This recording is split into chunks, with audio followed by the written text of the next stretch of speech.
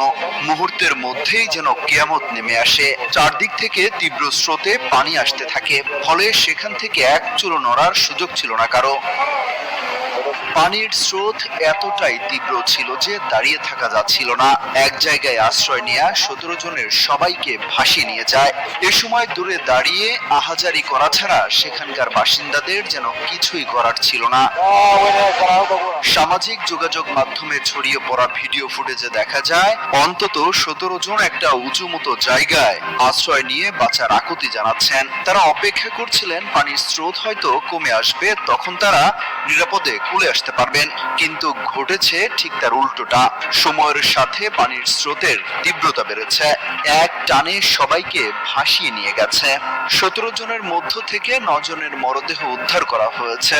এছাড়া 3 জনকে জীবিত উদ্ধার করা গেছে, বাকিদের কোনো হদিস মেলেনি এখনো। পাকিস্তানের সোয়াত নদীতে এই মর্মান্তিক ঘটনা ঘটে। প্রত্যক্ষদর্শীরা জানান পানির উচ্চতা মুহূর্তেই বেড়ে যায় এবং পর্যটকদের ঘিরে ফেলে, যার ফলে তারা সেখান থেকে সরে যাওয়ার মতো সময় পাননি।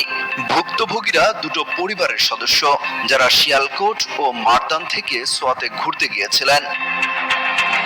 এদিকে প্রাদেশিক দুর্যোগ ব্যবস্থাপনা কর্তৃপক্ষ জানিয়েছে টানা 2 দিনের ভারী বর্ষণের ফলে নদীর পানি বিপজ্জনকভাবে বেড়ে যায় এবং তাৎক্ষণিকভাবে নদীতে অবস্থানরত 19 পর্যটক পানির তোরে ভেসে যায়। তাদের মধ্যে নারী ও শিশুও ছিল।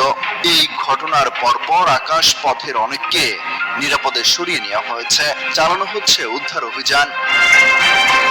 এভাবে মৃত্যুর ঘটনায় পাকিস্তানের প্রধানমন্ত্রী শাহবাজ শরীফ শোক প্রকাশ করেছেন এবং নিহতদের পরিবারের প্রতি সমবেদনা